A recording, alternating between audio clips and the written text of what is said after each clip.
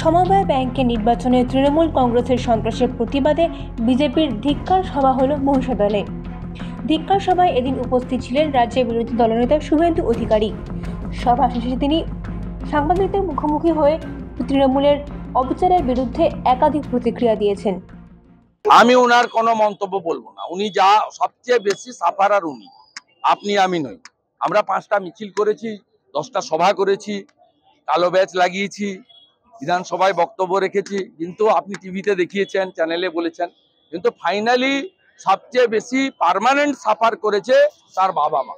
তার আদরের সন্তান যেভাবে মমতা ব্যানার্জির জন্য চলে গেছে কর্মরতা অবস্থায়, এর কোনো ক্ষতিপূরণ কেউ দিতে পারবে না। অর্থাৎ তার ওনার যা খুশি উনি বলতে পারেন, আমি এটা নিয়ে কোনো টিপ্পণী করব না। জাতিতা মা প্রণম্য, তাদের ব্যথা বেদনার আপনি আমি কেউ অংশীদার হতে পারবো না। আমি বারে বারে বলেছি, তারা যা বলছেন তার কাউন্টার আমার মুখ থেকে পাবেন না। আমার সঙ্গে ওই পরিবারের অত্যন্ত নিবিড় সম্পর্ক, এবং ওনার পিতৃদেব মাতৃদেবী আমাকে বলেছেন, আপনি বোন বলেছেন, আপনি আপনার কর্তব্য করুন। আমার সীমাবদ্ধ ক্ষমতার মধ্য দিয়ে আমি তাদের পাশে আছি। ওনারা যদি কখনো আমার প্রতিও অনাস্থা দেখান, তাতেও আমার কাছ থেকে কোনো মন্তব্য আপনি চেষ্টা করলেও পাবেন না।